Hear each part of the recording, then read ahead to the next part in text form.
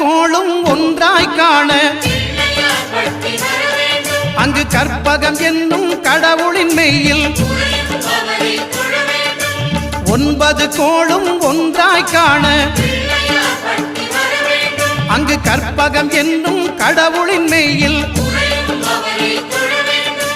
சூரியன் முதலாய் 9 கிரகமும் பலவித குணங்களை கொண்டிருக்கும் எங்கள் கற்பக தருவில் அவை வரும்போது ஒன்றாய் சேர்ந்து பலனளிக்கும்.